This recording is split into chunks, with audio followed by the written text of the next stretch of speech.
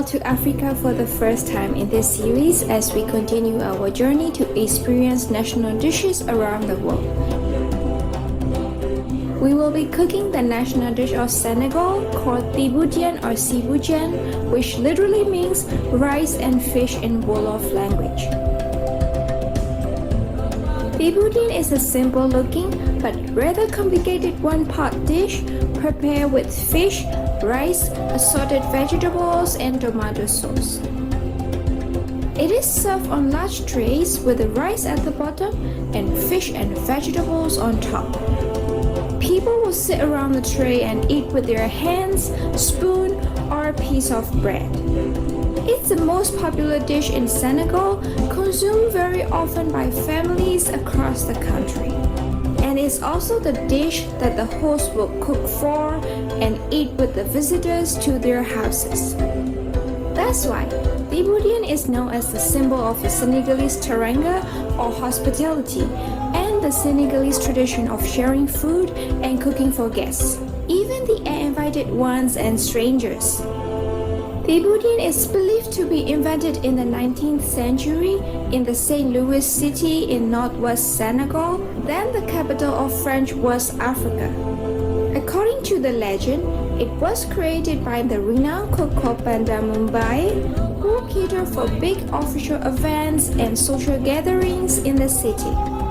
One of her signature dishes was the dish made with fish, vegetables, and barley, which was the most popular grain in the country at the time. Rice was still a new luxury grain, having just arrived in Senegal from Asia.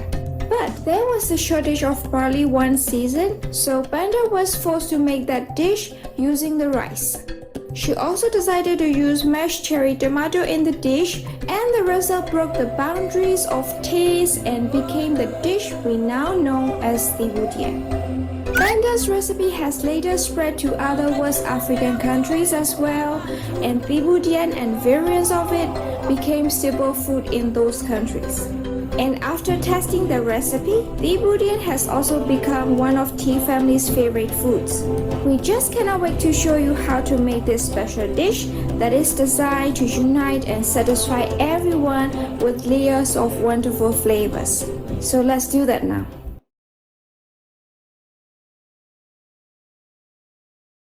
Okay, so first of all, let's check out the main ingredients I will need to make Thieboudienne. As you can see, there are quite a lot of ingredients, all clean and placed before me here, ready to do their job to make this dish really flavorful, really delicious. So most important ingredient of them all is fish. I have tilapia here, cut in half. Traditionally, people use fishes like white grouper or red snapper, but you can substitute it with tilapia or any fishes that are not wily. Okay, so let's see what veggies I will be using as well. And here I got all the veggies I will be using.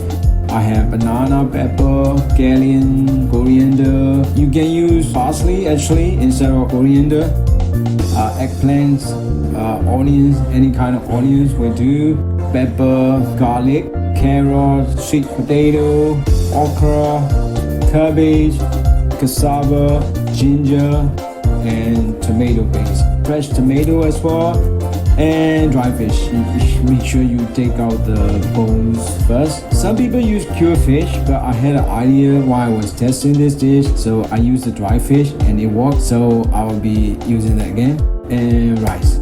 It's better to use broken rice. They use broken rice in authentic Thieboudienne, but I will use the sort of low quality jasmine rice because I couldn't find the broken rice. That will work. I have tested, but if you get your hands on broken rice, use it instead. Okay, so before I started doing anything, I will soak the rice first. So some people cook the rice separately and just mix with the stew. That's for me is a big no-no. You should always use the raw rice and cook it last using the flavorful stew we're gonna be making. But soak the rice first, so it will be easier to cook later. Okay, that's done. Okay, now we will make relish to be used as a stuffing for the fishes. So let's prep for that. First, we will dice the onion. I will use just one. Just slice and dice quite roughly because this will go into food processor, or in my case, the model like this. Onions in, cut the scallions, and put them in as well. Garlic next. Press about 3-4 cloves. That should be enough, and they will also go in. Okay. Cut the green pepper. You can use any pepper of any color you can get. Okay. Put them in. Corianders. We will use everything, including the stems. So cut and put them in the mortar. And do the same with gingers.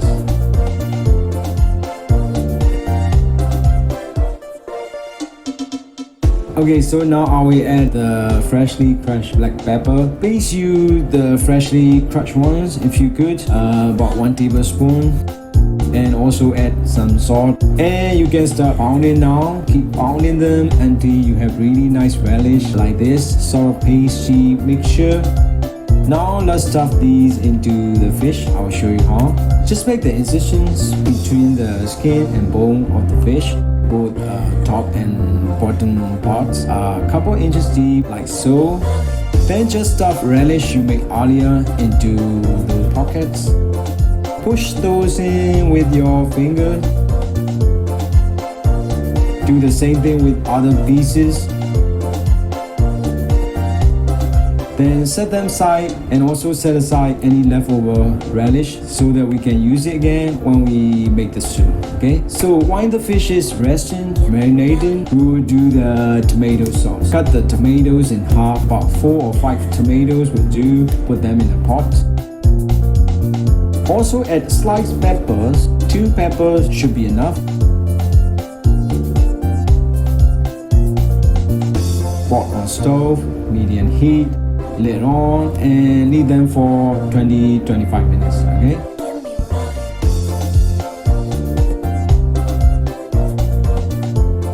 Okay, awesome. We have the sauce now. The tomato and peppers are nicely caramelized, and they have produced quite a lot of juice.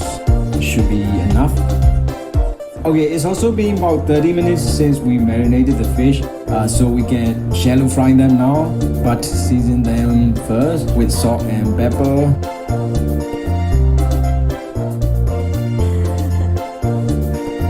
And the other side too. You may notice that I'm seasoning them just before frying because fish will lose moisture if you do the seasoning early, so make sure you season the fish just before frying. Okay, now we will fry them in the wine. Flick to the other side once it turns into golden brown color. Relish working perfectly now. Really delicious smell coming out. Set them all aside once they are cooked, and let's prepare some veggies, but it won't take long. You know why? Because you don't need to cut the veggies beautifully or into small pieces like you would with other dishes. This dish actually requires big chunky pieces of vegetables, so we will cut them like this, like big chunky pieces. For example, cabbage like this, carrots, 4 pieces done. Cassava, clear the flimsy cover. Cassava head, cut in half. Take out the core in the middle, like this. Cut again in half. Sweet potato, also cut in half, and done. Beautiful. See, you don't even need to cut okra and banana peppers. I will cut eggplants into 2 or 4 pieces, but not yet. We will do that just before we put that into the pot. Okay, so we are ready to start making the stew by first sauteing the onions. To do that, we will use the same wine we used to fry fish earlier because I want that flavored wine. Just strain it to get rid of all the burnt fish pieces. Okay, so wine is inside pot and pot on the stove now, medium heat again. And put in the diced onions once the wine is hot. I'm using about 3 onions.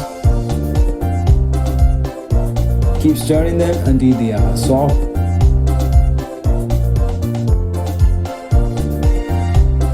Then put in the diced garlic, about 5 cloves will do. Mix and stir.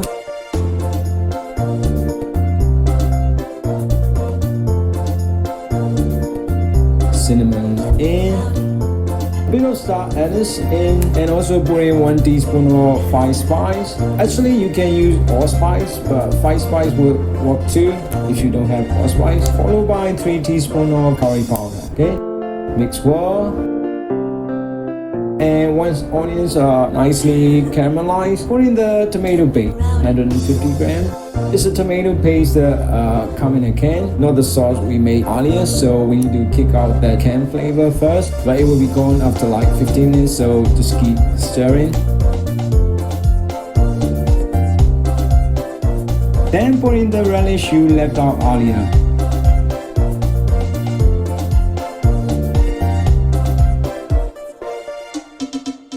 And also the tomato sauce that you made earlier, and mix them evenly for about 5 minutes, and then put in about 2 liters of water. Don't forget the dry fish.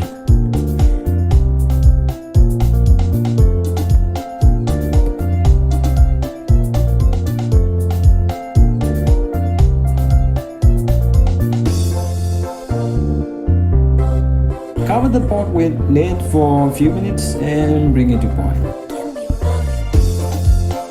You see now it's boiling nicely, so we will put in the veggies. First, the harder ones like carrots,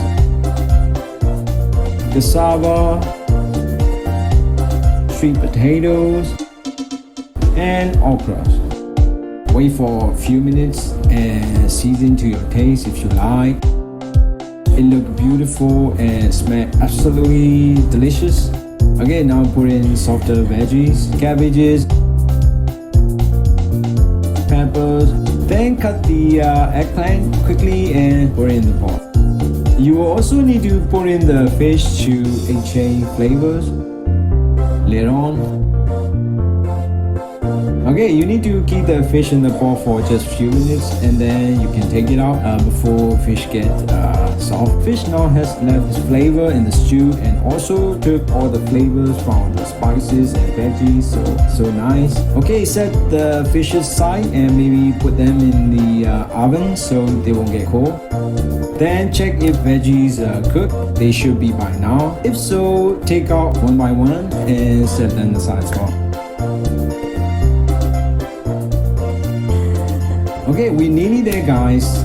We will now cook the rice we soaked earlier with the super flavorful liquid from the stew left in the pot. Rice will need about 20-25 minutes to cook properly. So during that time, if needed, you can add water or season according to your taste. Okay?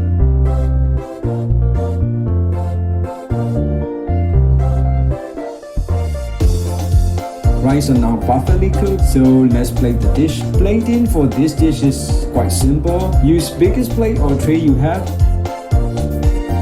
Rice first.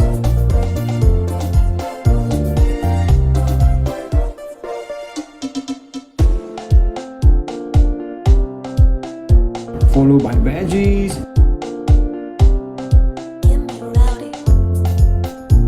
And then fish pieces. Okay, so presentation is so simple, but this dish is far from simple. As you see, it took great effort and quite a bit of time to prep and cook this special dish. I'm quite naked now, but it's all worth it though, because after we made this, we tried it, we all ate it, and it's totally delicious, totally blew our mind, and it's one of the best dishes we have ever eaten. We're really glad that we decided to make this dish. So please try to make it yourself at home, guys, and you will know what I'm talking about. If you have never tried this dish, you will really love it. I guarantee it. It's not too spicy or too sour, just right, perfect balance, all the flavors and veggies, they really really crunchy and yummy with all the spices and fishes too, and the rice is just al dente. We have never eaten the original Thieboudienne in Senegal, but if the one we just made it this good, it would be much better in Senegal. You can imagine. So I really hope we get to visit there one day and experience the authentic Thieboudienne. But before that, we will be making this dish at home again and again for sure. That's it.